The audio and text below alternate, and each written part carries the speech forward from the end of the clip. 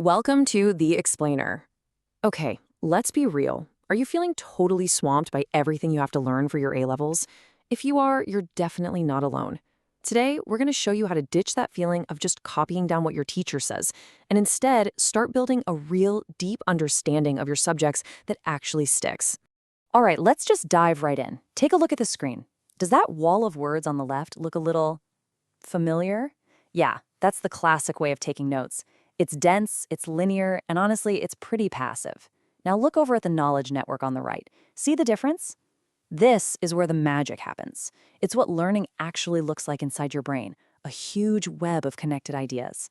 So what's so wrong with that wall of words? I mean, it feels productive, right?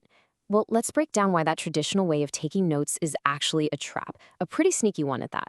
There's this thing that psychologists call the illusion of learning. It's that cozy feeling you get when you reread your notes and you think, yep, I know this stuff. But what's really happening is your brain is just recognizing the information. It's familiar. But familiarity isn't understanding. And you find that out the hard way when you're staring at a blank exam paper and nothing comes out. That's because you trained for recognition, not for recall. Okay, so if making long lists of facts is out, how does our brain actually build the kind of deep, connected knowledge you need to ace subjects like history, economics, or even really complex sciences?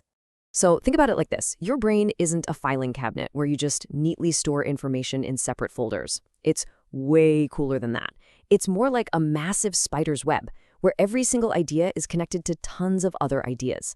So your goal isn't just to passively copy information down, it's to actively weave that information into your own mental web. And this brings us to a really important idea called cognitive load theory. Just imagine your working memory is like a tiny little desk.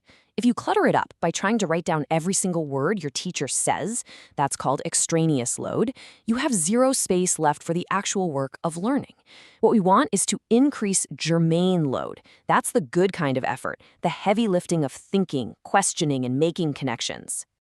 Exactly. Learning needs to be a little bit of a struggle. Psychologists call it a desirable difficulty. It's like going to the gym. If you're not sweating, you're probably not getting stronger. Instead of treating your notebook like a hard drive you just dump info onto, you need to think of it as a gym for your brain, where you're actively wrestling with ideas and connecting them. That's what builds strong neural pathways. This pyramid here, it perfectly shows the journey we want to take. The goal is to climb this thing. See, traditional note-taking keeps you stuck at the very bottom, in the remembering zone. But when you start building a knowledge network, you start climbing up to the really important levels like analyzing, evaluating, and even creating. Okay, so how do we actually escape the wall of words trap and start building these awesome knowledge networks? Well, the solution is probably something you've heard of, but maybe you're not using it to its full potential. We're talking about nonlinear note-taking, and specifically mind mapping. The benefits of doing this are just huge. It completely changes your role. You go from being a passive scribe, just taking dictation, to an active architect of your own understanding. You're forced to make decisions, to ask questions like, where does this idea fit? Or how does this connect to that? And that process of building is where the real learning happens.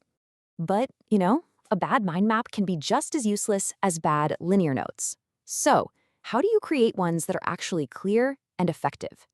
Let's walk through a super simple but really powerful framework called the TREE method. This little acronym, TREE, is basically your blueprint. It's going to help you create mind maps that are way more than just messy spider diagrams. It stands for thought process, relationships, expressive, and efficient. Let's break each one down. So first up is T for thought process. Before you even start adding all the little details, you got to ask yourself, what's the big picture here? What's the main story? For example, in history, if you're studying the causes of World War I, is the main story a timeline of events, or is it a web of different factors like alliances and nationalism? Figuring that out first gives your whole map a solid structure. Next, we've got R for relationships. And honestly, this is where the magic really happens. For every single new piece of information you add, you have to ask, how does this connect to everything else on the page? By literally drawing lines and arrows, using colors, and grouping ideas, you're not just taking notes. You are physically building a neural network right there on the page. The first E in our tree is for expressive. This is all about using more than just words. Your brain loves visuals. A quick little sketch of a supply and demand curve for economics, or a little doodle to explain a process in biology, that can be way more memorable than a whole paragraph of text. You know what they say? A picture is worth 1,000 words. And finally, the second E stands for efficient, and this is super practical. Remember, you're going to have to use this map to revise later, right? So do your future self a favor and make it easy to use. Use clear lines, smart color coding, and logical groups. The goal is a clear roadmap for your brain, not some confusing mess.